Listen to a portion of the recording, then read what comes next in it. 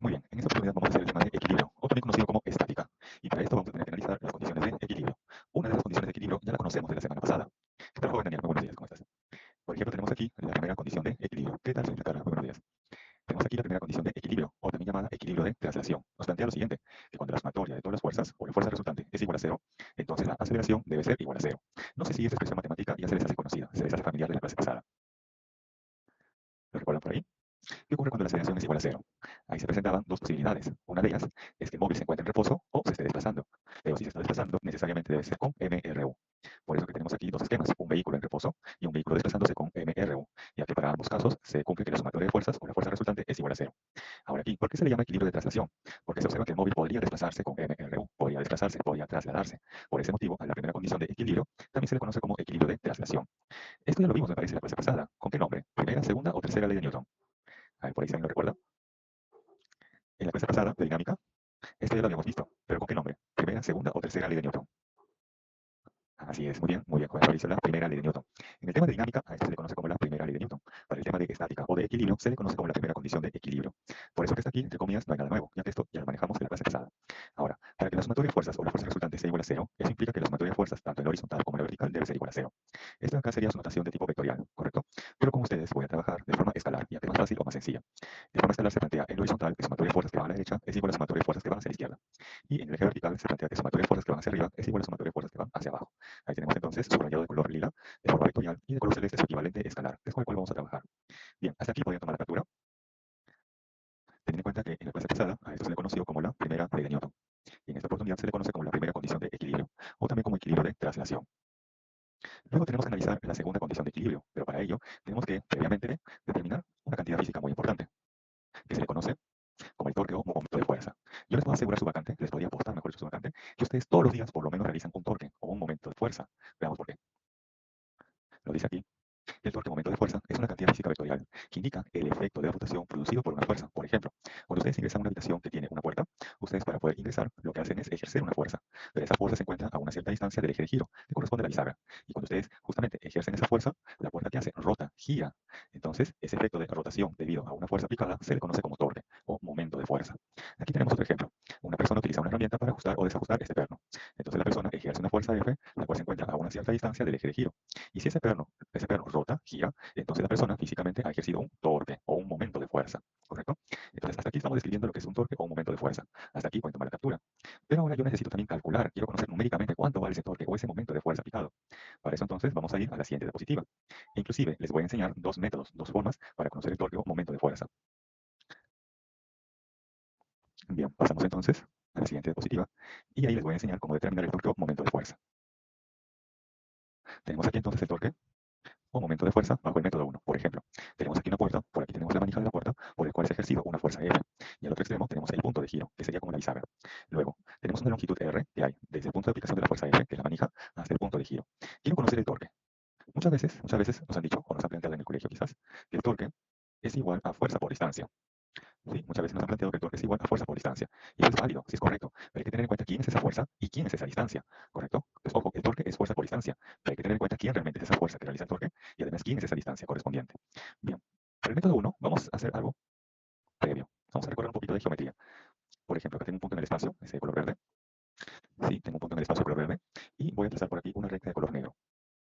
Bien, ahí tengo un punto verde y una recta de color negro. Quiero graficar la distancia que representa, ¿correcto? La que hay del punto color verde hacia esta recta de color negro. Y voy a realizar tres trazos. Ustedes van a decir cuál es el que corresponde. A ver, podría ser este de color lila, podría ser quizás este de color marrón o este de color celeste. ¿Cuál de los tres trazos corresponde a la distancia que hay de ese punto verde a esta recta de color negro? ¿Cuál de los tres representa mejor geométricamente la distancia que hay de ese punto verde hacia esa recta de color negro? Así es, señora Carla, perfecto, la de color celeste. Esto lo van a ver ustedes con mayor detalle en su curso de geometría. Pero la idea es que siempre que ustedes quieren determinar la distancia que hay de un punto hacia una recta, se obtiene mediante otra recta, pero que cruza de forma perpendicular. Por eso que tenemos aquí esta recta de color celeste que está cruzando de forma perpendicular a la recta de color negro. Entonces, esa recta de color celeste representa geométricamente la distancia que hay de un punto hacia una recta. Bien, con esa idea voy a conocer la distancia que hay de ese punto de giro de color amarillo hacia la fuerza F de color rojo. Sí, con esa idea vamos a conocer entonces la distancia. Para esto lo que voy a hacer es prolongar esta fuerza F. Voy a prolongar esa fuerza F por aquí arriba y lo voy a exagerar. Sí, lo exagero. Y también por aquí abajo, también lo exagero. Todas esas líneas punteadas Para la fuerza F se le conoce como la línea de acción de fuerza, o a secas como la línea de acción. ¿Sí? A toda esa recta o líneas punteadas de la fuerza F se le conoce como la línea de acción de fuerza o a secas línea de acción. Ahora, a partir del punto de giro, que es este de color amarillo, voy a buscar una recta que cruce de forma perpendicular a la línea de acción de fuerza, ya que esa me estará representando geométricamente la distancia. Entonces aquí voy a realizar tres trazos. Uno de ellos será el correcto. A ver, podría ser este de color verde, podría ser quizás este de color marrón, o quizás sería este de color negro. ¿Cuál de esos tres trazos, verde, marrón o negro, representa mejor la distancia que hay de ese punto de giro color amarillo hacia la línea de acción de fuerza de F? Con la misma idea, ¿no? Que vimos aquí anteriormente, claro, sí, muy bien, la de color negro. Y aquí se observa que esa recta cruza de forma perpendicular a la línea de acción de fuerza, ¿sí? Ya que, en este caso, ese punto de color amarillo es análogo aquí al de color verde. Esta línea de acción de fuerza de F sería análogo a esta recta de color negro. Y esa distancia aquí, me representaría de forma análoga a esta de color celeste. Muy bien, entonces ya sabemos que esa me representa geométricamente la distancia que hay del punto de giro hacia esa fuerza F. Pero ahora vamos a tener que conocer cuál es su expresión. Tengo que ver el ángulo θ, que es el ángulo formado por la fuerza F con respecto a la puerta. Por opuesto por el vértice, si él es θ, él también es θ. Luego, en este triángulo, no, rectángulo, R hace papel de la hipotenusa y esa distancia hace papel del cateto opuesto al ángulo θ. De ahí que entonces esa distancia para este ejemplo, tiene la siguiente expresión, R seno de θ. Entonces para este ejemplo, la distancia que hay de la fuerza F hacia el punto de giro es R seno de θ. Como ya conozco la fuerza y conozco su distancia hacia el punto de giro, entonces ya podemos plantear que el torque es fuerza por distancia. Ahí tenemos la fuerza F por su distancia R seno de θ. Ahora, la unidad de medición del torque en el sistema internacional es el newton metro, ya que la fuerza se expresa en newton y la distancia se expresa en metro. Bien, hasta aquí pueden tomar la captura. Y tenemos hasta aquí el método 1 para conocer el torque, o sea, se ha conocido la distancia sin la necesidad de descomponer la fuerza. Aquí se ha conocido la distancia sin la necesidad de descomponer la fuerza. Para esto hemos utilizado el concepto o la idea que hay del punto, ¿no? La distancia que hay de un punto hacia una recta. La distancia que hay de un punto hacia una recta es otra recta, pero que cruza de forma perpendicular. Bien, hasta aquí tenemos el método 1. Luego les voy a aplicar un segundo método. Entonces, vamos a trabajar con el mismo esquema anterior, ¿sí? Ahí tenemos el punto de giro, tenemos la aplicación de la fuerza F en la manija, el cual forma también un ángulo θ con respecto a la puerta, y hay una longitud R de la manija hacia el punto de giro. Bien, para el segundo método voy a descomponer esa fuerza F en una componente paralela y en una componente perpendicular a la puerta. La descomponemos. Ahora, tenemos que deducir cuál de las dos componentes realiza torque, si la componente horizontal o la componente vertical, o quizás ambas, o quizás ninguna. Es lo que tenemos que deducir. ¿Cómo se puede deducir en este caso qué componente realiza torque o momento de fuerza? Una idea sería trazar su línea de acción de fuerza. Por ejemplo, primero voy a trabajar con la componente F coseno de θ. Entonces prolongo esa fuerza por aquí adelante. Entonces aquí estoy trazando tu línea de acción de fuerza. Y de igual manera por aquí atrás de la fuerza F. Prolongo. Ahí lo tenemos. Ahora, se observa que esa línea de acción de fuerza de F coseno de θ pasa o no pasa, cruza o no cruza por el punto de giro. Ahí pasa o no pasa, cruza o no cruza por el punto de giro. ¿Lo intersecta o no lo intersecta? Vamos a hacer un poquito más grande ahí. Ahí está. ¿Lo intersecta o no intersecta esa línea de acción de fuerza de la componente F coseno de θ con el punto de giro?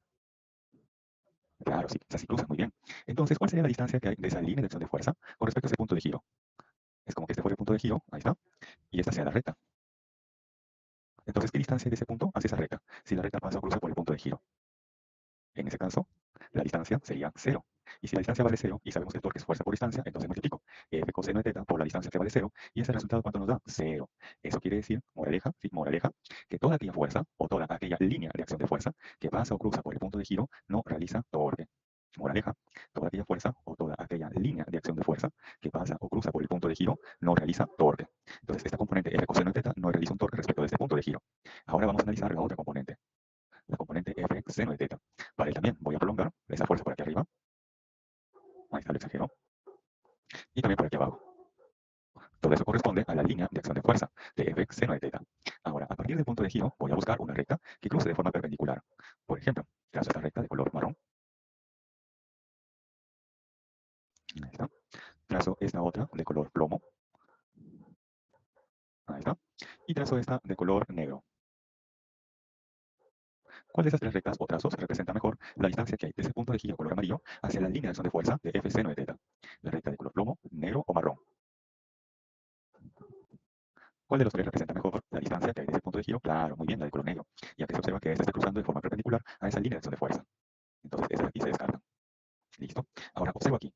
Esa recta de color negro, ¿coincide o no coincide en longitud con esta de color celeste? Ahí. Esta recta de color negro, ¿coincide o no coincide en tamaño y longitud con la de color celeste? Claro, sí coincide, muy bien. Entonces, para este caso, para este ejemplo, la distancia que hay de esa componente f seno de teta hacia el punto de giro correspondería a quién? A R, ¿correcto? Bien, entonces ya sé qué componente está realizando un torque, es la componente f seno de teta, y también sé cuál es la distancia que hay de esa componente hacia el punto de giro. Entonces ya podemos plantear que el torque es fuerza por distancia. Eso nunca va a cambiar, el torque siempre va a ser fuerza por distancia.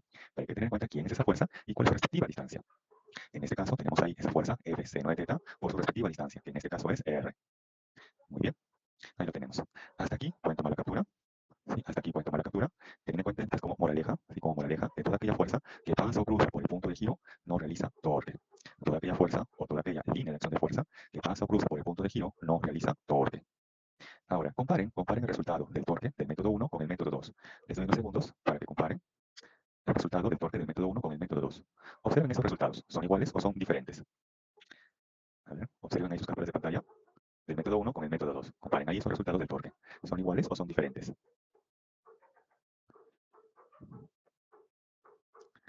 Si ustedes los comparan, se van a dar cuenta que esos resultados son iguales. Eso quiere decir entonces que en los problemas ustedes pueden aplicar el método 1 o el método 2 y el resultado no va a cambiar, no tiene por qué cambiar. El resultado siempre va a ser el mismo. El detalle es que en ocasiones va a ser más fácil aplicar el método 2 y quizás en otros problemas va a ser más fácil aplicar el método 1. ¿Sí? Entonces eso ya va a depender de cómo quieran resolver. Si quieren descomponer o no quieren descomponer la fuerza F. Independientemente del método que se aplique, el resultado siempre va a ser el mismo. Bien, entonces ya sabemos calcular el torque, incluso con dos métodos, ¿correcto? Entonces ya podemos enunciar la segunda condición de equilibrio. Ya podemos enunciar la segunda condición de equilibrio. Nos dice aquí segunda condición de equilibrio o también llamado equilibrio de rotación. Nos dice, se refiere al equilibrio de rotación y se aplica al estado de reposo o del MCU. Matemáticamente se cumple que si la sumatoria de todos los torques, o el llamado también torque resultante, es igual a cero, entonces la aceleración angular debe ser igual a cero. ¿Qué implica que la aceleración angular sea igual a cero? Implica dos posibilidades. Una de ellas es que el cuerpo, el sistema se encuentre en reposo, o sea, no está girando, no está rotando. Y la otra opción es que ese cuerpo o sistema se encuentre rotando, esté girando. Pero en ese caso lo debe hacer con MCU. Ojo con MCU. Esto sería de forma vectorial. El sumatorio de todos los torques, o el torque resultante igual a cero, sería de forma vectorial. Con ustedes voy a trabajar con su equivalente escalar. Su equivalente escalar nos plantea lo siguiente: que la sumatoria de torques en sentido horario es igual a la sumatoria de torques en sentido antihorario. Pero ojo, esto del sentido horario y antihorario va a depender, ojo, va a depender del punto de giro que se esté considerando. ¿Sí? Ojo, esto del giro horario o antihorario va a depender del punto que se esté considerando. Me explico con el siguiente ejemplo. Voy a tener por aquí una barra. Sí, voy a tener aquí una barra y voy a considerar este como el punto de giro. Le llamo el punto O. Y voy a ejercer aquí tres fuerzas. Por ejemplo, tengo por aquí la fuerza F1. Por aquí voy a tener la fuerza F2 y por esta parte la fuerza F3. Ahí tenemos tres fuerzas actuando en esa barra. Muy bien. Y tengo como punto de giro al punto O. De estas tres fuerzas, ¿cuál de ellas creen ustedes que realizaría un giro horario a la barra? La fuerza F1, la fuerza F2, la fuerza F3, solamente F1, solamente F2, solamente F3, quizás F1 y F2, quizás F1 y F3, quizás F2 y F3. ¿Cuál de ellas realizaría un giro en sentido horario con respecto al punto O? Esto quiere decir que si la barra se encuentra en este caso en posición horizontal y este es el punto O, entonces luego la barra va a girar en sentido horario y quedaría, por ejemplo, en esta posición. Claro, así es, muy bien. F2 y F3, perfecto, perfecto, joven Daniel, señorita Carla, muy bien. F2 y F3. Entonces, esas dos fuerzas hacen que la barra gire en sentido horario respecto del punto O. Muy bien. En tanto que la fuerza F1 haría que la barra gire en sentido antihorario respecto al punto O. Perfecto. Ahora, noten que sucede si yo cambio la ubicación del punto de giro. Ahora lo voy a considerar por acá, en este punto de color plomo, ¿sí? Ahí tengo el punto O'. Ahora, ¿qué fuerzas realizan un giro horario, pero ahora respecto de O'? Respecto de O'. ¿Qué fuerzas ahora realizan un giro horario, pero respecto de O'? Ahora ya no voy a considerar respecto al punto O, ahora voy a considerar respecto al punto O'. ¿Sí? ¿Qué fuerzas realizarían en este caso un giro horario respecto de O'?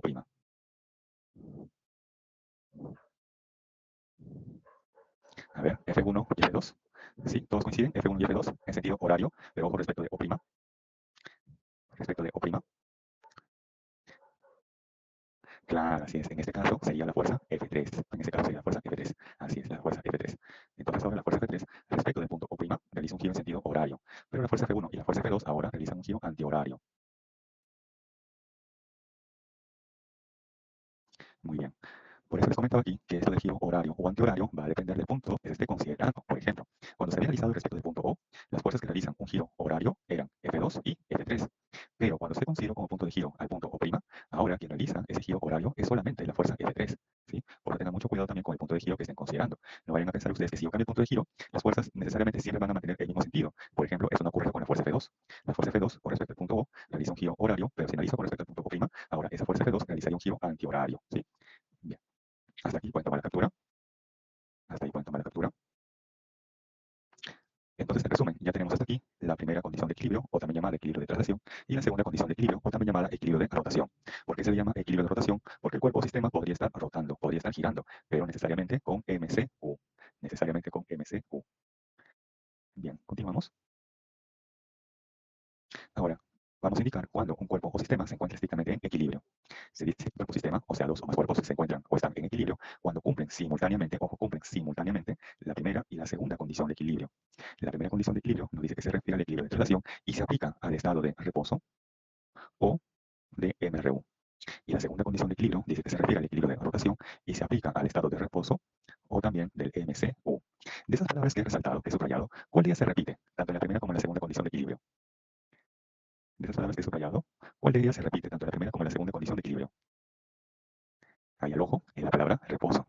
Esto quiere decir que cuando un cuerpo o sistema se encuentra en reposo, ustedes podrían afirmar con total seguridad que ese cuerpo se encuentra en equilibrio, porque está cumpliendo simultáneamente tanto la primera como la segunda condición de equilibrio, ¿correcto? Entonces, ojo, nuevamente, se dice que un cuerpo o sistema se encuentra en equilibrio cuando cumple simultáneamente la primera y la segunda condición de equilibrio. Si ese cuerpo o sistema solamente cumple la primera o solamente cumple la segunda condición de equilibrio, pues lamentablemente no se va a encontrar en equilibrio. Sí, necesariamente debe de cumplir simultáneamente ambas condiciones. Ahora aquí les voy a mostrar un ejemplo a modo de proposición, y al que se suele preguntar en el examen, inclusive de forma secuencial. Le dicen ustedes de esta manera: un ventilador se encuentra apagado o las aspas del ventilador se encuentran en reposo. Entonces, las aspas del ventilador cumplen la segunda condición de equilibrio, verdadero o falso.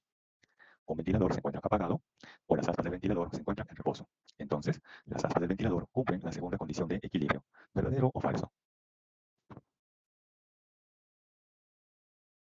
Claro, así es, muy bien, verdadero, perfecto, verdadero, muy bien, los felicito, perfecto, verdadero.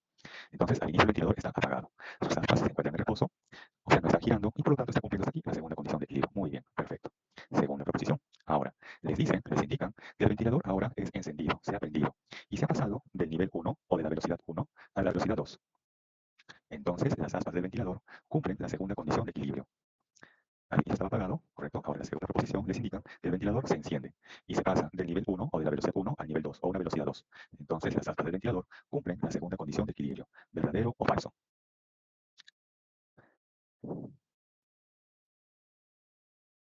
Ah, claro, así es, muy bien, falso. ¿Y por qué? Un ventilador muchas veces tiene varios niveles, ¿no? Varios niveles, ¿no? De velocidades. Entonces, si yo paso de la velocidad 1 a la velocidad 2, entonces en ese caso va a rotar con una mayor rapidez, ¿no? Entonces quiere decir que en ese intervalo existe una aceleración angular, o que las aspas del ventilador van a girar con MCUV. Pero aquí nos dicen que la segunda condición de equilibrio se cumple cuando está en reposo o está girando con MSU. Pero aquí, si paso de un nivel 1 a un nivel 2 o una velocidad 1 a una velocidad 2, entonces en ese intervalo está acelerando. Por lo tanto, eso sería falso, no está cumpliendo la segunda condición de equilibrio. Y finalmente, tercer acto, le dicen ahora que se desconecta el ventilador o que se apague el ventilador. Entonces las aspas del ventilador cumplen la segunda condición de equilibrio, verdadero o falso. Al inicio estaba apagado, luego lo enciendo y hago pasar de nivel 1 a un nivel 2 en la velocidad y finalmente lo apagamos. Ahora le dicen que se cumple la segunda condición de equilibrio. Lo desconectamos, apagamos, presionamos off en el ventilador y nos dicen ahora que las aspas del ventilador cumplen la segunda condición de equilibrio, verdadero o falso. Verdadero. Así, a ver, ¿alguien más por ahí que diga verdadero? O por el contrario, será falso. A ver, por su propia experiencia, ¿qué ocurre si el ventilador está prendido y de pronto lo apagamos? De pronto lo desconectamos. ¿Las aspas del ventilador van a rotar con una velocidad angular constante o va a ser variable? Claro, así sería falso. Porque si lo desconecto, entonces las aspas del ventilador cada vez van a rotar con una menor rapidez angular hasta que finalmente se detiene. O sea que en ese intervalo está desacelerando. Y eso lo estaría haciendo con MCUV, ¿cierto? Con MCUV, ya que la rapidez angular está variando. Entonces está girando con MCUV, no lo hace con MCU, ¿correcto? Entonces tengan presente ese tipo de preguntas que son secuenciales. Bien, hasta aquí pueden tomar la captura. Entonces, tener presente que un cuerpo o sistema se encuentra en equilibrio cuando cumple, ojo, simultáneamente la primera y la segunda condición de equilibrio. Si solamente cumple la primera o solamente cumple la segunda condición de equilibrio, entonces ese cuerpo o sistema no se encuentra en equilibrio. Bien, pasamos entonces en las consultas hasta aquí a la siguiente diapositiva. Y tenemos el problema número 1. Con esto hemos finalizado el resumen de la teoría y ya podemos pasar a los problemas. Nos dice, en relación al concepto de equilibrio de un cuerpo sólido, indique la verdad o falsedad de las siguientes proposiciones. Nos dice, si la resultante de las fuerzas que actúan sobre un cuerpo es nula, coma, o sea, entonces el cuerpo puede, ojo, dice, puede moverse con velocidad constante. ¿Verdadero o falso? A ver, les ayudo. ¿Qué les ayudo por acá? Nos dice, si la resultante de las fuerzas que actúan sobre un cuerpo es nula, o sea, que la fuerza resultante es igual a cero. Muy bien, ¿qué ocurre cuando la fuerza resultante es igual a cero? Ahí la aceleración es igual a cero. Y si la aceleración es igual a cero, tenemos dos opciones. Tenemos ahí dos opciones. Una de ellas es que se encuentre en reposo y la otra es que se esté desplazando con una velocidad constante, o sea, con mRU, ¿correcto? Entonces, ¿cómo debe ser la primera proposición? Nos dicen, si la fuerza resultante es nula, entonces el cuerpo puede moverse con velocidad constante. Así es, perfecto, verdadero. Y además, porque aquí dice esta palabra clave, dice puede. Como nos dice puede, entonces por ese motivo la primera proposición es verdadero. Pero ¿qué ocurre si en lugar de la palabra puede hubieran colocado la palabra siempre? O sea, el cuerpo siempre se mueve con velocidad constante. El cuerpo siempre se mueve con velocidad constante. En ese caso, ¿cómo sería la proposición? Así es, sería falso, perfecto. Por eso tengan mucho cuidado con esas palabras. Puede, siempre, necesariamente, ¿correcto? Esas palabras clave, sí, las pueden hacer confundir en una preposición. Como acá dice puede, entonces sí, efectivamente puede moverse con velocidad constante, sí es correcto. Pero si dijera siempre, no, no siempre, porque también podría estar en reposo. Bien, por ese motivo, como ustedes bien dijeron, la primera proposición es verdadera. Pero aquí les voy a mostrar otra justificación. Nos dice, según la primera ley de Newton, o también según la primera condición de equilibrio, la sumatoria de fuerzas o la fuerza resultante es igual a cero. Significa que el cuerpo se encuentra en reposo o se está desplazando con mRU. Por ejemplo, acá tengo una persona que se va a desplazar hacia abajo por este plano inclinado rugoso, pero con velocidad constante. Le aplicamos aquí las fuerzas que actúan en la persona. Una de ellas sería su propio peso. La otra fuerza sería la normal. Y por acá vamos a indicar la fuerza de rozamiento, F. Si la persona desliza hacia abajo con velocidad constante, entonces la sumatoria de fuerzas debe ser igual a cero. Tenemos ahí tres fuerzas, tenemos ahí el peso, esa fuerza de rozamiento y esa fuerza normal.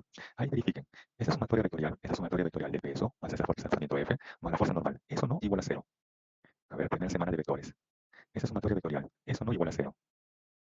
El peso más esta fuerza de rozamiento F más la fuerza normal. Claro, así es, muy bien. Ahí justamente se está cumpliendo, ¿no? Que la sumatoria de las fuerzas es igual a cero. Y eso ocurre cuando un cuerpo se encuentra en reposo o se desplaza con velocidad constante, o sea, con mRU. Ahí tenemos otra justificación y por ese motivo, como dijeron al comienzo, de forma correcta es verdadera. Bien. Luego pasamos a analizar la segunda proposición. Nos dice, si la fuerza resultante que actúa sobre un cuerpo es nula, coma, o sea, entonces el cuerpo puede, o dice puede, tener movimiento de traslación y de rotación. A ver, dice, el sistema puede trasladarse con mRU y rotar en torno a su centro de gravedad. Veamos en este ejemplo. Aquí se va a tener una rueda, sí, se va a tener una rueda que está girando, que está rotando. Entonces, esa rueda está cambiando de posición en el espacio. Como esa rueda está cambiando de posición en el espacio, entonces se le asigna una velocidad tangencial. Pero también la rueda está rotando, está girando. Y si está rotando o girando, entonces se le asigna una velocidad angular. Hasta aquí confirmen si se aprecia o no que la rueda está girando o se encuentra estática. Ahí confirmen si la rueda está girando, si lo observan ustedes que está girando o se encuentra estática. Si está girando, ya, perfecto, perfecto. Esto les comento porque a veces en el PPT, a veces en el PPT, a veces la imagen queda congelada, a veces, ya, perfecto. Entonces se observa que la rueda está cambiando de posición en el espacio. Entonces, debido a ese cambio de posición en el espacio, se le asigna una velocidad, ¿correcto? Pero también se observa que está rotando, está girando. Entonces también se le asigna una velocidad angular. Ahora, vamos a indicar aquí lo siguiente. Ustedes recuerdan esta expresión, que la rapidez tangencial es igual a la rapidez angular por el radio. El radio en este caso, para esa rueda, es constante. Y estamos indicando que esta rapidez tangencial con la cual se está trasladando también es constante. Entonces quiere decir que la rapidez angular, ¿cómo debe ser? ¿Constante o variable? Si la rapidez tangencial es constante y el radio es constante, entonces despejando, la rapidez angular debe ser constante, claro, constante. Es por ese motivo que aquí este cuerpo se está trasladando con una velocidad tangencial y una velocidad angular que son constantes. Y por ese motivo la segunda proposición sería verdadero, porque nos dice que si la resultante es nula, el cuerpo puede, o dice puede, tener movimiento de traslación y de rotación, sí, verdadero. Bien. Según tercera proposición, nos dice, un cuerpo está en equilibrio si la resultante de las fuerzas aplicadas al cuerpo es nula. Nos dice, un cuerpo está en equilibrio si la resultante de las fuerzas aplicadas al cuerpo es nula. A ver, vamos a deducir esto. Les he indicado a ustedes que un cuerpo o sistema se encuentra en equilibrio cuando cumple simultáneamente la primera y además la segunda condición de equilibrio. ¿Qué nos dice la primera condición de equilibrio? Que la sumatoria de todas las fuerzas o la fuerza resultante es igual a cero. ¿Qué nos dice la segunda condición de equilibrio? Que la sumatoria de todos los torques o el torque resultante es igual a cero. Cuando estas dos condiciones de equilibrio se cumplen simultáneamente, recién se dice que el cuerpo o sistema se encuentra en equilibrio. En la tercera proposición nos dicen, un cuerpo está en equilibrio si la resultante de las fuerzas aplicadas al cuerpo es nula. O sea que nos están afirmando que está cumpliendo la primera condición de equilibrio. En esa tercera proposición nos dan alguna idea, de forma directa o indirecta, que también se está cumpliendo la segunda condición de equilibrio. En la tercera proposición nos dan alguna idea, directa o indirecta, que también se está cumpliendo la segunda condición de equilibrio. Con solamente ese texto, ¿se podría afirmar que también se está cumpliendo la segunda condición de equilibrio? Me parece que no. En esa tercera proposición solamente nos están afirmando que se está cumpliendo la primera condición de equilibrio. Perdón, la primera condición de equilibrio. Sí, ojo, en la tercera proposición solamente nos están afirmando hasta aquí que se está cumpliendo la primera condición de equilibrio. No nos dicen nada acerca de la segunda condición de equilibrio. Entonces, ¿podemos afirmar que ese cuerpo necesariamente se encuentra en equilibrio? ¿Podríamos afirmar que ese cuerpo se encuentra necesariamente en equilibrio? No, así es, muy bien. Es por ese motivo que la tercera proposición es falsa, porque con esta información que nos brindan, no podemos afirmar que también se está cumpliendo la segunda condición de equilibrio, y por lo tanto el cuerpo se encuentra en equilibrio. Es por ese motivo que la tercera proposición es falsa. Bien, esa sería entonces la respuesta al problema. Sí, hasta aquí podrían tomar la captura. Sí. hasta aquí pueden tomar captura. Así es, joven Daniel. Ese problema de latencia también a veces yo lo rostro, te entiendo.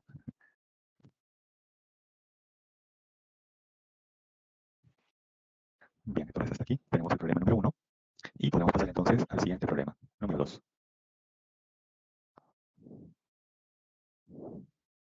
Nos dice lo siguiente. Una caja de masa 100 kilogramos es mantenida en reposo sobre una rampa lisa inclinada a 37 grados mediante una fuerza horizontal F como muestra la figura. Determine la magnitud de la fuerza ejercida por la rampa sobre la caja. Entonces aquí tenemos una caja que se encuentra en reposo. Ahí está, se encuentra en reposo. Y nos preguntan acerca de alguna fuerza. Entonces aquí tenemos que graficar las fuerzas que actúan sobre la caja. Una de esas fuerzas ya es la fuerza F, que es horizontal, y es la que está ejerciendo la persona sobre la caja. Pero esa caja tiene masa, por lo tanto tiene un peso. Y el peso se grafica verticalmente hacia abajo, y además siempre pasando por su centro de gravedad. Luego, esa caja se encuentra en contacto con una superficie. Por lo tanto, la superficie debe ejercer una fuerza. Esa es la fuerza que está ejerciendo la superficie hacia esa caja, que sería la fuerza normal. Hasta aquí tenemos tres fuerzas que están actuando sobre la caja. Ojo que la superficie es lisa, por lo tanto aquí no se está considerando la fuerza de rozamiento. Bien, tenemos únicamente tres fuerzas que actúan sobre la caja. Ahora, cuál de las tres fuerzas tenemos que dar como respuesta? ¿Será la fuerza F? ¿Será el peso? ¿Será la fuerza normal? ¿Cuál de las tres fuerzas tenemos que dar como respuesta? Entonces vamos a analizar la pregunta.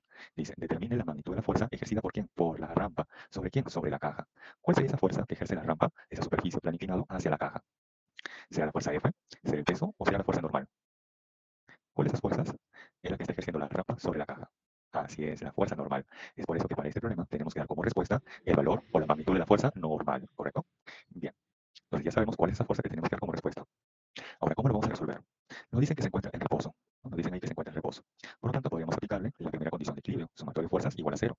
Voy a aplicar aquí dos métodos. Uno de ellos es el que ya viene por defecto en la diapositiva, que consiste en descomponer a la fuerza F y al peso. ¿Y por qué a esas dos fuerzas? Porque se observa que la fuerza F no es ni paralela ni perpendicular al plano inclinado. De igual manera el peso. El peso es una fuerza que no es paralela ni tampoco perpendicular al plano inclinado. Por lo tanto, se sugiere descomponer a dichas fuerzas en una componente que sea paralela y en una componente que sea perpendicular al plano inclinado.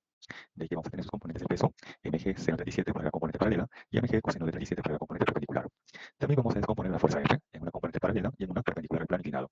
Entonces vamos a tener como componente paralela a F coseno de 37 y como componente perpendicular a la componente F seno de 37. Ahora vamos a analizar en los ejes paralelos y perpendiculares al plano inclinado. Por ejemplo, en el eje paralelo al plano inclinado, la sumatoria de fuerzas debe ser igual a cero, o sumatoria de fuerzas que van a la derecha es igual a sumatoria de fuerzas que van hacia la izquierda. De ahí que F coseno 37 es igual a mg seno 37. Ahí repasamos los valores de coseno y de seno 37 y despejando tenemos esta expresión para la fuerza F. Leíamos expresión número 1. Ahora voy a analizar en el eje perpendicular al plano inclinado. Ahí vamos a plantear que la sumatoria de fuerzas que van hacia arriba es igual a sumatoria de fuerzas que van hacia abajo, que es equivalente a que la sumatoria de fuerzas en la vertical es igual a cero. Entonces observa que las fuerzas que van hacia arriba es la normal, es la única. ¿Y qué fuerzas van dirigidas hacia abajo y perpendicular al plano inclinado? Es la componente F seno 37 y además la componente mg coseno de 37. Repasamos los valores del seno y del coseno de 37 y le llamo expresión número 2. Luego lo que voy a hacer es repasar la expresión 1 en la expresión 2. ¿Por qué? Porque aquí tengo F y esa expresión F también la tengo aquí. Entonces lo reemplazamos. Y vamos a tener entonces que la normal es igual a ¿quién? A F por 3 quintos. Luego F a su vez es igual a 3 cuartos de mg. Esto más ¿quién? Más 4 quintos de mg. Y esto resolviendo nos va a dar como resultado que la normal es igual a 25 sobre 20 veces mg. Ahí repasamos finalmente los valores de la masa y además de la aceleración de la gravedad de magnitud. Y se obtiene entonces que el valor de la normal en magnitud es de 1250 newtons. Bien, ahí tenemos un método de solución. Correcto, tenemos un método de solución que es el que viene por defecto en la diapositiva. Ahora yo les voy a enseñar otro método que quizás puede ser más fácil o más difícil. Eso va a depender de alguno, ¿no? Como lo van a ver. Quizás más fácil o más difícil. En este caso se observa que sobre la caja actúan tres fuerzas: su peso, la normal y la fuerza F. Y nos dicen que esa caja se encuentra en reposo, está estática. Entonces está cumpliendo la primera condición de equilibrio, o sea que la sumatoria de fuerzas es igual a cero. Cuando se tienen tres fuerzas que actúan sobre un cuerpo que se encuentra en reposo o se encuentra en equilibrio, entonces con esas tres fuerzas se podría formar el triángulo de fuerzas. Por ejemplo, por aquí voy a tener la fuerza normal. Ahí tenemos esa fuerza normal. Por aquí voy a tener al peso.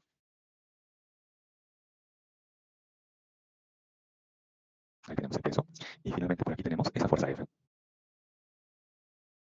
Ahí observen, se cumple o no se cumple, que la sumatoria de fuerzas es igual a cero. Si yo sumo aquí vectorialmente el peso más la fuerza F más esa fuerza normal, esa sumatoria de fuerzas, eso no es igual a cero. Eso vectorialmente el peso más la fuerza F más la normal, claro, sí, muy bien. Está cumpliendo hasta aquí la primera condición de equilibrio, sumatoria de fuerzas igual a cero. Ahora, lo que me interesa también es conocer los ángulos que forman el peso con la normal, al igual como también la fuerza F con la normal. Aquí el peso con la fuerza F son mutuamente perpendiculares. ¿Por qué? Porque la fuerza F nos dice que es una fuerza horizontal y el peso es una fuerza vertical. Quiere decir que estos dos se cruzan formando ahí 90 grados. Hasta ahí por lo menos es el ángulo que forman esas dos fuerzas. Ahora, observo aquí que el peso con la normal forman entre sí el ángulo de 37 grados. El peso y la normal forman entre sí el ángulo de 37 grados. Eso lo indico por aquí. Y como es 37 y es 90, y la suma de los ángulos siempre es 180 en todo triángulo, entonces este ángulo debe ser 53. Muy bien. Ahora, ¿por qué he planteado esto? Nos dan el valor de la masa y también sabemos la magnitud de la aceleración de la gravedad. Entonces, si multiplico la masa por la magnitud de la aceleración de la gravedad, eso nos va a dar 1000. Quiere decir que este equivale 1000 newtons, ¿no? El peso de la caja vale 1000 newtons. Pero ese peso sería como el cateto opuesto al ángulo de 53. Y ustedes por geometría saben que a 53 se le pone como 4K. O sea que este a su vez sería proporcional a 4K. Entonces, ¿cuánto vale K? Sería 250 newton. A 90 se le pone como 5K. Pero como K vale 250, entonces esa fuerza normal, ¿cuánto debe ser? 250 por 5. Y eso justamente debe dar 1250 newton. A 37 se le pone como 3K. Pero como K vale 250, entonces esa fuerza F, ¿cuánto vale? 750 newton. Listo. Acá les dejo otro método de solución, ¿sí? Que es bajo el método de el triángulo de fuerzas. Esto se puede aplicar cuando en un cuerpo actúan tres fuerzas y además ese cuerpo se encuentra en reposo o se encuentra en equilibrio. Ahí se puede plantear el concepto del triángulo de fuerzas. Bien, hasta aquí pueden tomar la captura con ese método adicional. Ustedes lo van a calificar qué métodos les hace más fácil según el contexto del problema. Si quizás descomponiendo, como fue originalmente, o aplicando el triángulo de fuerzas.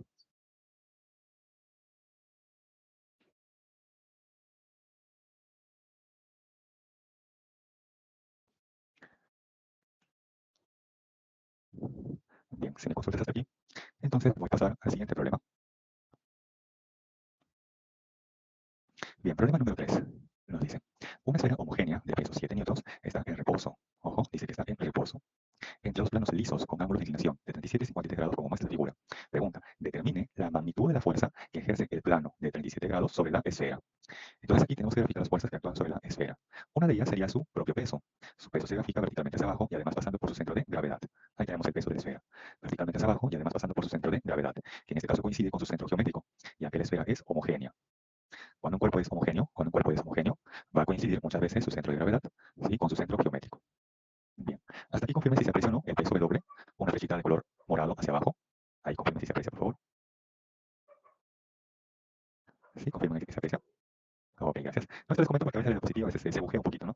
Bien, hasta ahí tengo esa fuerza, el peso. Ok, gracias. Gracias, muy amable. Ahora, vamos a verificar la fuerza que ejerce este plano inclinado de 37 grados sobre la esfera. O sea, tengo aquí una superficie que ejerce una fuerza hacia la esfera.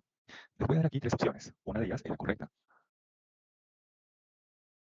Por hacer esa fuerza he trazado de color celeste, quizás esta otra de color lila o esta de color marrón. ¿Cuál sería la fuerza que está ejerciendo ese plano inclinado de 37 grados sobre la esfera? ¿Celeste, lila o marrón? O ninguna. Así es, la de color marrón. Perfecto, la de color marrón, muy bien.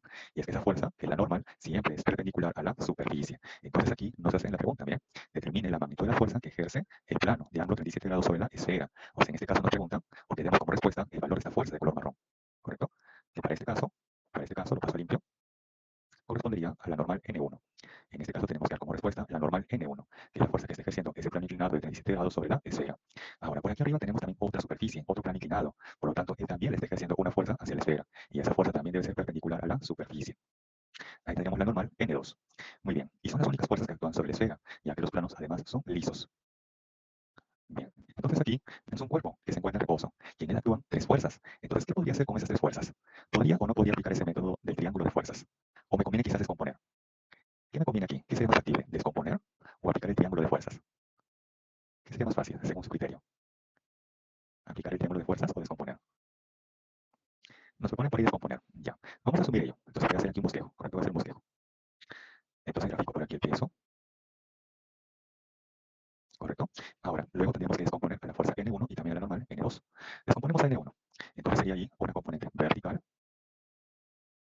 y una componente horizontal.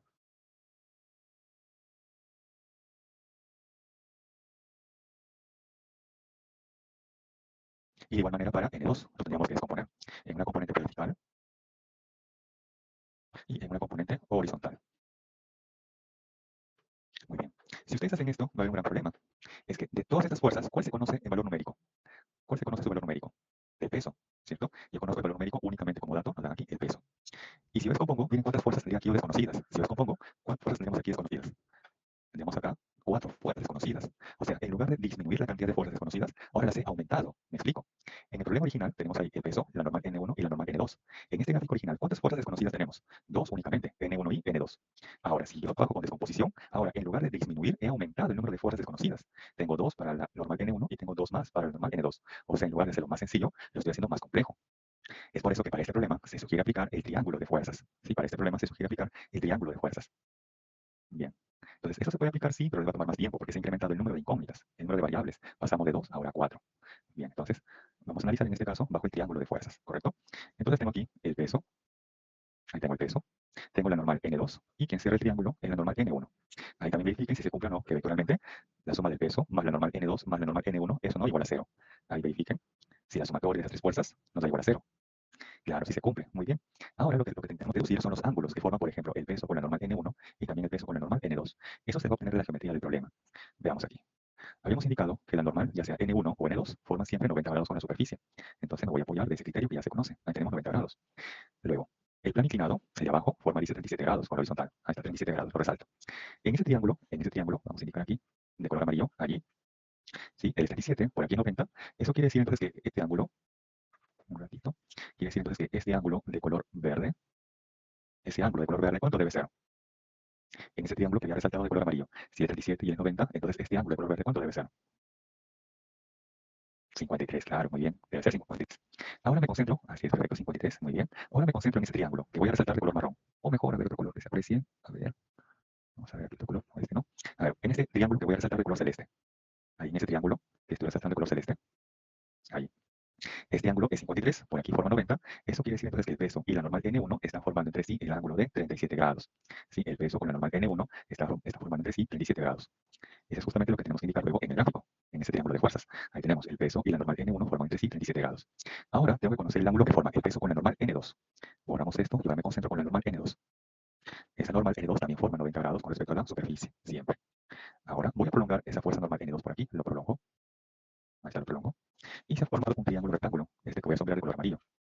Ahí es más grande, ¿correcto? Donde este ángulo que forma ese plano inclinado, este de mayor inclinación, es 53 grados con respecto de la horizontal. Bien, en ese triángulo que he resaltado de color amarillo, por acá tenemos 90, por acá 53, quiere decir entonces que este ángulo de color verde, ahora ¿cuánto debe ser? Ese ángulo de color verde, en ese triángulo amarillo, ¿cuánto debe ser ahora? Así es, muy bien, 37 grados, correcto, 37 grados, perfecto. Ahora sí es 37, sí es 37. Ahora me voy a concentrar en ese triángulo que voy a resaltar de color lila. Ahora me concentro en ese triángulo que voy a resaltar de color lila. Ahí en ese triángulo, correcto, en ese triángulo. Observa entonces que el peso y la normal N2, el peso y la normal N2 están formando entre sí este ángulo. A ver, con otro color, un ratito, otro color, a ver con este. Ahí está. El peso y la normal N2 ahora está formando este ángulo de color amarillo. Donde si aquí es 90 y él es 37, entonces ese ángulo que forma el peso y la normal N2 sería ¿cuánto? 53. Y por opuesto por el vértice, acá también tenemos ese ángulo de 53. Es por eso que aquí se deduce que el peso y la normal N2 forman entre sí el ángulo de 53 grados. Y eso lo vamos a indicar aquí en el gráfico del triángulo de fuerzas. Ahí está 53. Pero también se debe conocer el ángulo que forma la normal N1 y la normal N2. ¿Cómo podría conocer ese ángulo formado por esas dos fuerzas? O sea, quiero conocer este ángulo de color verde. Entonces, para esto, vamos a recordar una propiedad de geometría. Si este ángulo es alfa, y este ángulo es beta, y este otro es teta, entonces, ¿se cumple o no se cumple que alfa más beta es igual a teta? A ver, por geometría, si él es alfa y él es beta y él es teta, ¿se cumple o no que alfa más beta es igual a teta? Claro, sí se cumple, muy bien. Y esa propiedad es la que voy a aplicar justamente aquí. Miren, 37 más ese ángulo desconocido nos debe dar 53. 37 más ese ángulo desconocido nos debe dar 53. Por lo tanto, ¿cuánto debe ser ese ángulo desconocido? Así es, muy bien, joven Daniel. 16 grados, perfecto. Así es el tallo, muy bien, 16 grados. Perfecto. Entonces vamos construyendo aquí paso a paso, ¿no? Despacito, despacito, ¿no? Como dice la canción, los ángulos, ahí está 16 grados. Ahora, finalmente, ustedes saben que en todo triángulo, la suma de los ángulos interiores siempre es 180. Entonces por acá tengo 37, por acá tengo 16, la suma ¿cuánto es hasta aquí? 53. Quiere decir entonces que este ángulo de color rojo sería 180 menos 53, ya que la suma de los ángulos interiores en todo triángulo siempre es 180. Bien, hasta aquí ya conocemos los ángulos que forman entre sí cada fuerza. El peso con la normal N1, el peso con la normal N2 y además la normal N1 con la normal N2. Ya conocemos todos los ángulos. Finalmente, para este problema voy a aplicar ley de senos. Para que me pueda hacer entender con la ley de senos, les voy a plantear aquí un esquema. Tengo aquí tres fuerzas. La fuerza F1, por aquí la fuerza F2 y por aquí una fuerza F3. Ahí, por ejemplo, se observa que la sumatoria de las tres fuerzas debe ser igual a cero. Ahora, voy a asumir que el ángulo que se le opone a la fuerza F1 sea como alfa. El ángulo que se le opone a F2, el ángulo que se le opone a la fuerza F2, sea como beta. Y el ángulo que se le opone a F3 sea como teta. Entonces, ¿qué se va a cumplir aquí? Ley de senos. Por cuestión de espacio lo voy a escribir aquí abajo, ¿correcto? Por cuestión de espacio lo voy a escribir aquí abajo. Ley de senos nos dice lo siguiente, que la magnitud de la fuerza F1 entre el seno del ángulo que se le opone, o sea, en este caso alfa, es igual a la magnitud de la fuerza F2 entre el seno del ángulo que se le opone, en este caso, ¿quién sería? Beta. Y esto a su vez va a ser igual a ¿quién? A la magnitud de la fuerza F3 entre el seno del ángulo que se le opone. En este caso, ¿quién sería? Beta. Bien, voy a aplicar finalmente aquí ley de senos, ¿correcto? Pero ¿qué fuerzas voy a comparar? Voy a comparar una que es la que es conocida, el peso, con una que es desconocida, pero que quiero conocer. O sea, en este caso la normal N1, ya que habíamos deducido, según la pregunta, que tenemos que dar como respuesta el valor de N1. ¿Sí? Entonces voy a comparar aquí una fuerza conocida, que es el peso, con una que yo quiero conocer, que es la normal N1. Y voy a plantear ley de senos. Sería entonces esa fuerza normal N1 entre el seno del ángulo que se le opone, que es 180 menos 53, es igual a ¿quién? Al peso entre el seno del ángulo que se le opone, que en este caso vale 16. Ahora aquí tengo que aplicar reducción a primer cuadrante. El seno de 180 menos 53 nos da simplemente el seno de 53. Despejando, tenemos entonces que esa normal N1 es igual al seno de 53 entre el seno de 16 y todo esto por el peso. Ahí finalmente voy a reemplazar los valores del seno de 53 y del seno de 16, 4 quintos y por acá 7 sobre 25, al igual que también el valor del peso de la esfera, 7 newtons. De ahí despejando se obtiene que el valor de la magnitud de la normal N1 es igual a 20 newtons. Vamos a mover un poquito por acá, ahí, para que se aprecie. Ahí te lo tenemos. Entonces la magnitud de esa fuerza normal N1 es igual a 20 newtons. Esa sería finalmente la respuesta al problema. Hasta aquí pueden tomar la captura. Aquí lo he tratado de hacer así, ¿no? Con paciencia, paso a paso, no conociendo los ángulos formados por cada una de las fuerzas. Ustedes para el examen van a tener que omitir quizás algunos pasos.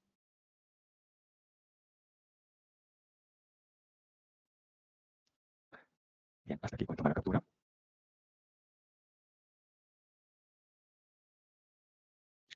Bien, si me consultas hasta aquí, entonces paso al problema número 4. Bien, problema 4. Nos dice: dos esferas homogéneas e idénticas, cada uno de peso doble, descansan en el fondo de un recipiente rectangular como muestra la figura. La línea que une el centro de las esferas forma un ángulo θ con la horizontal. Pregunta: determine la magnitud de la fuerza de contacto entre las esferas. Además nos dice que se va a despreciar la fricción. Bien, aquí tenemos que verificar las fuerzas que actúan tanto en la esfera 1 como en la esfera 2. Estas esferas tienen un peso y el peso siempre se radica verticalmente hacia abajo y además pasando por su centro de gravedad. En este caso, como las esferas son homogéneas, entonces su centro de gravedad y su centro geométrico coinciden. Ahí tenemos los pesos. Ahora, en la esfera número 1 se observa que está en contacto con una superficie vertical o una pared. Entonces, esa superficie ejerce una fuerza normal y a su vez debe ser perpendicular a la superficie. En la esfera número 2 también ocurre lo mismo, está en contacto con una superficie vertical o una pared. Entonces, esa superficie debe ejercer una normal, en este caso N2. Además, la esfera número 2 está en contacto con una superficie horizontal, un piso, un suelo. Entonces, esa superficie debe ejercer también una fuerza normal, en este caso N asterisco. Y finalmente, voy a aplicar aquí las fuerzas de contacto, la fuerza que ejerce la esfera número 1 a la número 2 y de igual manera la que ejerce la esfera 2 a la esfera 1. Por ejemplo, aquí de color marrón tenemos la fuerza de contacto R que ejerce la esfera 2 hacia la esfera 1. Esta podría ser la fuerza de acción. La fuerza de reacción sería la fuerza que ejerce la esfera 1 hacia la esfera 2, que sería esta fuerza R de color amarillo. Hasta aquí hemos verificado las fuerzas que actúan en cada esfera. Hasta aquí hemos verificado el diagrama de cuerpo libre, tanto para 1 como para 2. Ahora, ¿en qué esfera me conviene analizar para determinar con esta información la magnitud de la fuerza de contacto? O sea, determinar como respuesta el valor de R o la expresión de R. Veamos. Voy a encerrar de color celeste a aquellas fuerzas que están actuando en la esfera número 2. Tenemos ahí la normal N2. Tenemos al peso mismo de la esfera 2. Tengo también esta normal N asterisco. Y además esta fuerza R de color amarillo, que es la que ejerce la esfera 1 hacia la esfera 2. ¿Correcto? Y voy a encerrar de color lila a las fuerzas que actúan en la esfera número 1. ¿Qué fuerzas tenemos en ella? Actuando la normal N1, su propio peso, y además esta fuerza R de color marrón, que es la que ejerce la esfera 2 hacia la esfera 1. Ahí observen. ¿En qué esfera actúan una menor cantidad de fuerzas? ¿En qué esfera actúa una menor cantidad de fuerzas? ¿En la esfera 1 o en la esfera 2? Ahí cuenten la cantidad de fuerzas que actúan tanto en 1 como 2 y díganme en cuál de ellas actúan una menor cantidad de fuerzas. Así es, muy bien, en la esfera 1, perfecto. Esto les comento porque aquí les planteo una sugerencia. Se recomienda analizar primero en aquel cuerpo que actúa una menor cantidad de fuerzas. Si con eso no logro obtener el resultado o la respuesta, entonces recién me veré forzado a analizar al otro cuerpo en el cual actúan una mayor cantidad de fuerzas. En este caso voy a analizar a la esfera número 1 y observo que en la esfera número 1 actúan 3 fuerzas y según el problema nos dice que las 2 esferas descansan o se están en reposo. Entonces aquí podría plantear el triángulo de fuerzas, ya que tenemos 3 fuerzas que actúan sobre un cuerpo que se encuentra en reposo o que está respirando. Entonces tengo por aquí su peso, tengo por aquí la normal N1 y finalmente tengo esa fuerza R. También sabemos que esa fuerza R respecto de la horizontal forma el ángulo θ. Ahora, nos preguntan acerca de la fuerza R. Y tengo como dato el peso o la normal N1. Quiero conocer el valor de R, de la fuerza de contacto. Ahora, tengo como expresión, como dato, el peso o la normal N1. O me explico de otra manera. Si ustedes observan sus respuestas, esas respuestas están en función del peso o en función de la normal N1. Observen sus respuestas, les doy unos segundos para que observen ahí. En el problema número 2, ¿cómo están expresadas sus respuestas? ¿En función del peso o en función de N1? En función del peso. Muy bien, perfecto, en función del peso. Entonces tengo que relacionar aquí el peso con esa fuerza R. O sea, esta hipotenusa con este cateto opuesto al Ahí se podría plantear que el seno de ese ángulo θ es igual a ¿quién? Cateto opuesto entre la hipotenusa, o sea, el peso entre R. De ahí despejando, tenemos que esa fuerza R, esa fuerza de contacto, tiene una magnitud igual al peso entre el seno de θ. Esa sería una respuesta. Acá les voy a mostrar otra posible respuesta equivalente a ella. Ahí está el peso W, y esto será multiplicado por 1 entre el seno de θ. Ahora aquí, 1 entre el seno, nos da como resultado la secante o la cosecante. 1 entre el seno, nos da como resultado la secante o la cosecante. Así es, la cosecante. Entonces, otra forma de expresar esa respuesta sería peso, ¿por quién? Por la cosecante de θ. Esa también sería una respuesta válida. En este caso, en su boletín está expresado como el peso W entre el seno de θ, pero también podría ser expresado como el peso W por la cosecante de θ. Ahí también la captura con esas dos respuestas equivalentes. Entonces, moraleja, primero se grafican las fuerzas que actúan en cada cuerpo, en este caso en las esferas 1 y 2. Luego voy a contabilizar el número de fuerzas que actúan en cada cuerpo, de tal manera que luego se sugiere analizar en aquel cuerpo que actúan la menor cantidad de fuerzas, en este caso en la esfera número 1. Si con ello no logro obtener la respuesta, lo que me están preguntando, entonces recién ahí me veré forzado a analizar al otro cuerpo. Así es la sugerencia.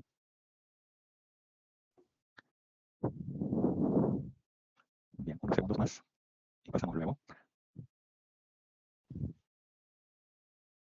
Bien, entonces pasamos ahora al problema número 5. Nos dice, para romper una nuez se requieren fuerzas de 45 newtons ejercidas sobre ella, ojo, sobre la nuez. Dice, enamorados, determina la magnitud de la fuerza F que se requeriría para romper una nuez cuando es colocada en un cascanueces, como muestra la figura. Bien, ahí tenemos esa fuerza F que se debe aplicar de tal manera que en la nuez se ejerza una fuerza de 45 newtons. Esto quiere decir entonces que la fuerza R, esta fuerza R, debe ser de 45 newtons, ya que con esa fuerza que está actuando en esa nuez, pues recién se podría romper la nuez. Pero para obtener esa fuerza de 45 newtons actuando estrictamente en la nuez, debemos aplicar aquí una fuerza F, esta de color rojo, y esa es justamente la que nos están preguntando. Para este problema, voy a aplicar torques o momentos de fuerza respecto de ese punto de giro. Y voy a considerar únicamente esta parte que voy a encerrar de color verde. Para este análisis voy a considerar solamente esta parte que estoy encerrando de color verde. Ahí nada más. Entonces ahí tenemos el punto de giro y tenemos dos fuerzas. Esta fuerza R de 45 newtons, que es con la que se puede romper la nuez, y la fuerza F aplicada al extremo de ese cascanueces. Bien, si aquí tenemos el punto de giro, entonces, ¿cuál de dos fuerzas, F o R, realizaría un giro horario respecto a este punto de giro? De estas fuerzas que estoy encerrando de color verde, ¿cuál de ellas realizaría un giro horario? ¿La fuerza F o la fuerza R? En sentido horario, ¿sí? ¿La fuerza F o la fuerza R? En sentido horario. En sentido horario. Claro, R, muy bien. Así es. En tanto que F realizaría un giro en sentido antihorario respecto a este punto de giro. Sí, yo que estoy considerando estas dos fuerzas que estoy encerrando de color verde, ¿sí? Para que no se confunda con las otras dos que están abajo. Bien. Entonces, si planteamos en una condición de equilibrio, sumatoria de torques en sentido horario es igual a la sumatoria de torques en sentido antihorario, o que la sumatoria de todos los torques es igual a cero. Listo. Entonces, ese antihorario lo hace la fuerza R. Ahí está la fuerza R por la distancia. Esta distancia, en este caso, R2, es igual a 3 centímetros. Este aquí corresponde a R2. ¿Eso va a ser igual a qué? A la sumatoria de torques en sentido antihorario. En este caso, la fuerza F por su distancia. En este caso, 15 centímetros, que está expresado aquí como R1. Despejamos y tenemos la expresión de esa fuerza F. Y ahí finalmente vamos a reemplazar los valores, donde R es igual a 45 newtons, R1 es igual a 15 centímetros y R2 es igual a 3 centímetros. Entonces, repasando, acá tenemos 3 sobre 15 por 45. 15 a 1, 15 a 3 y 3 por 3, 9 newton. Esa sería entonces la fuerza F en magnitud aplicada para que se pueda romper esta nuez. Este modelo de pregunta, ojo, ya venía anteriormente de los exámenes. En lugar de la nuez pueden colocar un limón, una naranja, o algo que se quiera romper, o algo que se quiera exprimir. Bien, hasta ahí pueden tomar la captura, teniendo en cuenta que el problema parecido a este ya se ha dado anteriormente en los exámenes. En lugar de la nuez se puede colocar un limón, una naranja, o algo que se quiera romper. Bien, pasamos entonces al siguiente problema, número 6. Nos dice, un bloque de masa 3 kilogramos, ubicado sobre una rampa, está atado a una cuerda horizontal con una barra homogénea, como muestra la figura. Determina la masa máxima de la barra para que se encuentre en equilibrio. Si además el coeficiente de fricción entre el bloque y la superficie AB es de 0,4. Bien, vamos primero a analizar el bloque. Este bloque tiene masa y por lo tanto un peso. Y el peso lógico verticalmente hacia abajo. El bloque está en contacto con una superficie y la superficie ejerce una fuerza normal. Ahí lo tenemos. Luego, tenemos aquí una cuerda. Esa cuerda debe ejercer una tensión. Y la tensión lo grafico como si estuviera saliendo del bloque, o sea, en este caso, hacia la derecha. Esta tensión de la cuerda, esta tensión de la cuerda que actúa en el bloque, hace que el bloque tienda a deslizarse a la derecha o a la izquierda. Esa tensión de la cuerda hace que el bloque tienda a deslizarse a la derecha o a la izquierda. Así es, hacia la derecha, perfecto. Esto les pregunto por qué. Porque la superficie AB es rugosa, por lo tanto debo de considerar la fuerza de rozamiento. Como ustedes me han dicho correctamente que el bloque, debido a la tensión, tiende a deslizarse hacia la derecha, entonces la fuerza de rozamiento estará dirigida hacia la izquierda. Perfecto, joven Daniel, señorita Carla, muy bien. Ahora voy a aplicar primera condición de equilibrio al bloque. Sumatoria de fuerzas igual a cero. O sea, sumatoria de fuerzas, por ejemplo, en el eje vertical igual a cero. O sumatoria de fuerzas que van hacia arriba igual a sumatoria de fuerzas que van hacia abajo. De ahí que el peso normal son iguales en magnitud, en este caso 30 newtons. Luego, en la horizontal, sumatoria de fuerzas que van a la derecha igual a sumatoria de fuerzas que van hacia la izquierda. O sea que de ahí el valor de la tensión es en magnitud igual a la fuerza de rozamiento. Y la fuerza de rozamiento, por definición, es igual a mu por la normal. Entonces repasamos, la tensión es en magnitud igual a la fuerza de rozamiento, pero a su vez por definición la fuerza de rozamiento es mu por la normal. Ahí está el coeficiente 0,4 por la fuerza normal que es de 30 newtons, y esto nos da una tensión de magnitud 12 newtons. Hasta aquí ya analizado al bloque. Ahora tenemos que analizar a la barra. Esta barra tiene masa y por lo tanto peso, y su peso gráfico verticalmente hacia abajo. En la parte superior es ponido una cuerda. Esa cuerda le ejerce una tensión, y el gráfico como si estuviera saliendo en este caso de la barra, por lo tanto hacia la izquierda. Y como se trata de la misma cuerda, entonces misma magnitud de la tensión. Si el es T, el también vale como T. Si el es 12 newton, el también vale magnitud 12 newtons. Finalmente, en la parte inferior de la barra tenemos una articulación, algo así como una bisagra. Entonces por ahí pasa una fuerza que muchas veces se le conoce como la reacción. Ahí tenemos una reacción R. Ahora, observo que en la barra actúan tres fuerzas y la barra se encuentra en equilibrio. Entonces esas tres fuerzas podrían formar un triángulo cerrado o podría aplicar aquí el método de triángulo. Entonces graficamos. Tengo por aquí el peso, tengo por aquí la tensión de la cuerda, se conoce cuánto vale, y por acá tendría esa reacción R, que no se sabe cuánto vale. Ojo que me está preguntando la masa de la barra. Para conocer la masa de la barra yo debería conocer el peso. Entonces el peso es algo que aún no se conoce. Aquí, por ejemplo, observo un gran problema, y es que si yo quisiera conocer el peso, conociendo previamente el valor de la tensión, se debería conocer entonces los ángulos que forman, por ejemplo, el peso con la reacción, o quizás la tensión con esa reacción. Pero lamentablemente esos ángulos no se conocen. ¿Por qué? Porque no nos dicen para nada en el problema el ángulo que forma esa reacción con la horizontal, ni mucho menos el valor de esa reacción. Entonces, en este problema no podría aplicar la primera condición de equilibrio, o el método del triángulo de fuerzas, porque no se conoce esta fuerza R, ni tampoco se conoce el ángulo que forma. Entonces, si hasta aquí he agotado la primera condición de equilibrio y no he obtenido la respuesta, entonces me veré forzado a aplicar la segunda condición de equilibrio, pero eso implica trabajar con torques o momentos de fuerza. Por ejemplo, se sugiere tomar como punto de giro por donde pasa una fuerza desconocida, pero que tampoco se desea conocer. En este caso sería la reacción R. R es una fuerza desconocida, pero que tampoco se desea conocer. Por lo tanto, vamos a tomar allí como el punto de giro. Ahora, ¿qué fuerzas realizan torque respecto al punto de giro? O el peso de la barra y la tensión. Y ahora faltaría conocer las distancias que hay de esas fuerzas hacia el punto de giro. Para eso, entonces, voy a prolongar aquí la línea de acción de fuerza del peso. Lo prolongo por aquí arriba y también por aquí abajo. Luego, a partir del punto de giro, voy a buscar una recta que cruce de forma perpendicular hacia esa línea de acción de fuerza del peso. Ahí se ha formado un triángulo rectángulo, donde L hace el papel de hipotenusa y esa distancia hace el papel de cateto adyacente al ángulo de 45 grados. Por lo tanto, la distancia correspondería a L coseno de 45. Ahora vamos para conocer la distancia de la tensión hacia el punto de giro. Si es 45, entonces este ángulo de color celeste también sería 45 grados. Ahora por aquí voy a graficar la línea de acción de fuerza de la tensión. Ahí está. Luego, a partir del punto de giro, busco una recta que cruce de manera perpendicular a la línea de acción de fuerza de la tensión, que sería toda esta de color verde. Ahí se ha formado un triángulo rectángulo, donde 2L hace el papel de la hipotenusa, y esa recta de color verde hace el papel del cateto adyacente a ese ángulo de 45 de color celeste. Por lo tanto, esa distancia para la tensión correspondería a 2L coseno de 45. Ahora sí, como ya sé las fuerzas y las distancias respecto a ese punto de giro, entonces ya podríamos trabajar con la segunda condición de equilibrio. Sumatoria de torques igual a cero, o que la sumatoria de torques en sentido horario es igual a la sumatoria de torques en sentido antihorario. Con respecto al punto O, el peso hay un giro en sentido horario y la tensión en sentido antihorario. Es por eso que tenemos aquí el peso por la distancia L coseno de 45 es igual a, ¿quién? A la tensión T por su distancia, 2L coseno de 45. Se cancela L con L, también el coseno de 45, y luego vamos a reemplazar los valores. Por aquí nos queda mg y por aquí nos va a quedar 2 veces la tensión T. Reemplazamos los valores de la aceleración de la gravedad y la tensión T, y despejando eso tiene que la masa de la barra, como máximo, debe ser de 2,4 kilogramos. Esa sería finalmente la respuesta al problema. Hasta aquí voy a tomar la captura. Entonces, en este problema se ha aplicado la primera condición de equilibrio al bloque y luego la segunda condición de equilibrio a la barra. Bien, pasamos entonces al problema número 7. Nos dice, una barra no homogénea de masa 8 kilogramos se encuentra en posición horizontal, atada a una cuerda en un extremo, y en el otro unido al pivote encontrado a un soporte vertical, el cual a su vez se encuentra a 2 metros de su centro de gravedad, que es el punto G. Pregunta, ¿qué magnitud tiene la reacción en la articulación A? Entonces, para esto vamos a verificar las fuerzas. Tenemos ahí el peso, que está pasando por el centro de gravedad, el cual se encuentra a 2 metros del punto A. Tenemos por aquí al otro extremo la tensión del plasma, y por el punto A, por esa articulación, está pasando una reacción R. Nos preguntan el valor de la magnitud de esa reacción. Para eso se debería conocer la componente tanto horizontal como vertical de dicha reacción. Para eso tendríamos que conocer previamente el valor de la tensión. Si yo aplicara aquí la primera condición de equilibrio, no se va a poder lograr obtener esa reacción, porque no se sabe el valor de la tensión. Entonces me veré forzado a aplicar la segunda condición de equilibrio. Y para eso vamos a considerar como punto de giro el punto A. Esto quiere decir que la reacción no va a realizar torque. Las fuerzas que sí van a realizar torque serían el peso y esta componente perpendicular de la tensión. La componente horizontal de la tensión no realiza torque, ya que esta componente horizontal de la tensión pasa o cruza el punto de giro.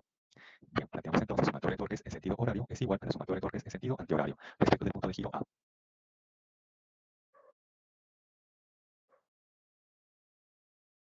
En sentido horario lo realiza ¿quién? El peso, y en sentido antihorario la componente vertical de la tensión. Por eso que tenemos aquí el peso, la fuerza por la distancia, 2 metros. Es igual a, ¿quién? A esta componente de la tensión, el seno de 53, por la distancia. Y la distancia que de esa componente hacia el punto de giro A vale 10 metros.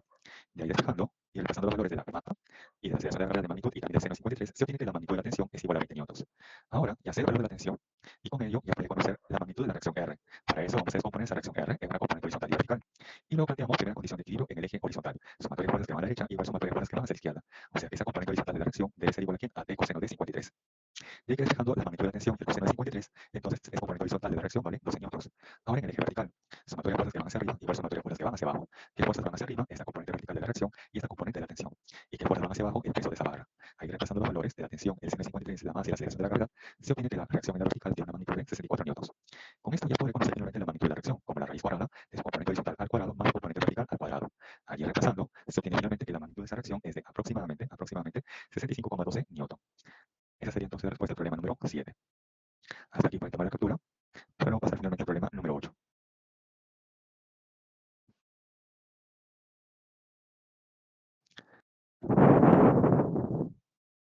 Bien, pasamos entonces finalmente al problema número 8 y último de clase, donde también les dejo las claves de los ejercicios de casa y nos dice: sobre una barra homogénea de longitud 3 metros y peso 200 newtons, se coloca un bloque de peso 300 newtons, como se muestra en la figura. Si la tensión de la cuerda BC es 500 newton y la angularidad es 37 grados, pregunta, determine la distancia X del bloque hasta la articulación que se efectúa para que el sistema permanezca en equilibrio. Bien, yo quiero conocer aquí la distancia X. ¿Cómo se podría conocer la distancia X? ¿Con la primera o la segunda condición de equilibrio? En la primera condición de equilibrio relacionamos fuerzas, en tanto que en la segunda condición de equilibrio se puede relacionar fuerzas, pero también distancias. Entonces aquí, según la pregunta, me conviene plantear la segunda condición de equilibrio, ya que con ello puedo conocer la distancia X. Entonces graficamos las fuerzas. Una de ellas sería el peso de la barra, la otra fuerza el peso del bloque, la otra fuerza es la tensión de la cuerda. Y finalmente aquí en el punto A una reacción que pasa por esa articulación. Y finalmente voy a tomar como punto de giro el punto A, ya que por ahí pasa una fuerza desconocida, pero que tampoco se requiere conocer. Entonces planteamos ahí, sumatoria de torques igual a 0, porque la sumatoria de torques en sentido horario es igual a la sumatoria de torques en sentido antihorario.